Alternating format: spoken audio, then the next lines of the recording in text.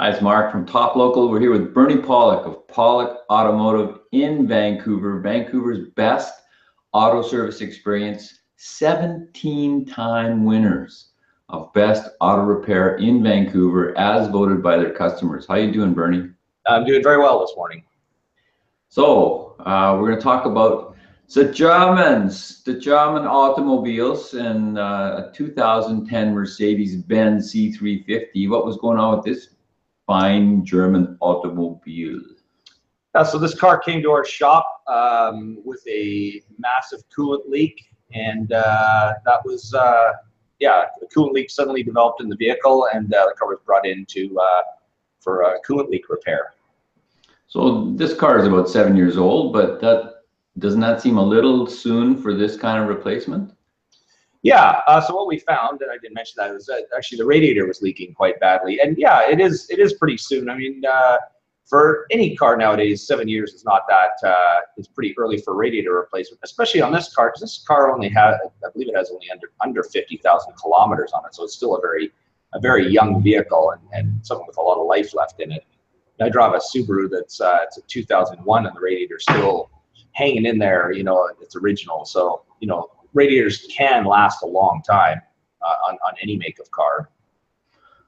Okay, so what did your analysis show as the reason why this radiator failed so soon? Well, to put it in a nutshell, this vehicle was a rebuilt write-off car, if that tells you anything. I know we've talked about avoiding rebuilt write-off cars for certain reasons, and that's, I would say, the reason this radiator failed.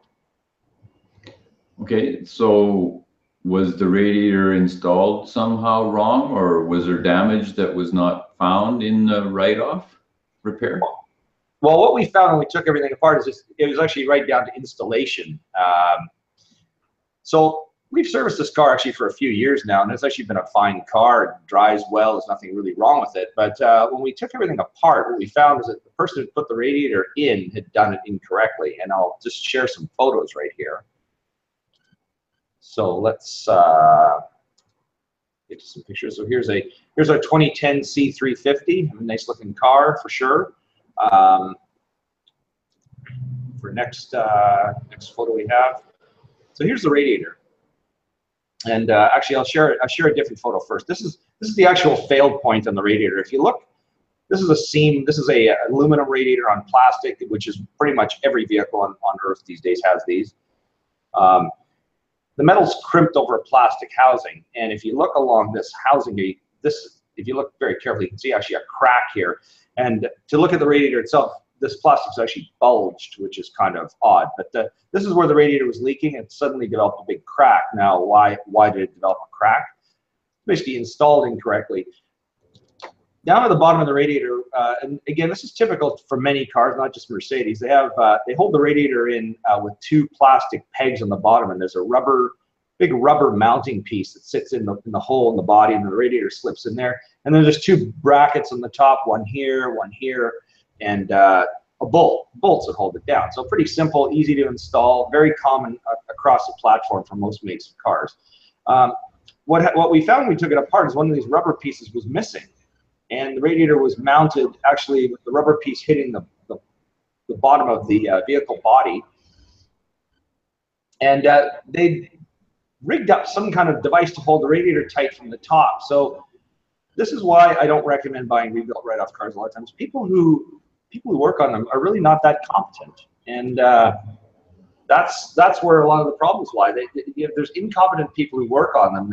They just put them back together somehow, and you know, from a distance, you never see any difference, but over time, again, you know, 50,000 kilometers, it's a 7-year-old car, the radiator's failed, and it's cost the client a lot of extra money that wouldn't normally happen for another 5 to maybe even 10 more years. Okay, so stay away from rebuilt write-offs. Further lesson, how are Mercedes C350s for reliability? Well, overall, they're very good. You know, this car is a good example. I mean, even at this mileage, there's no fluid leaks. Sorry, at this age, there's no fluid leaks. The car starts well. It's as reliable as anything else on the road for sure. But being a fancier German car, there's more to go wrong. So over time, you'll spend more money than you would on a sort of more basic Japanese car. But overall, excellent car.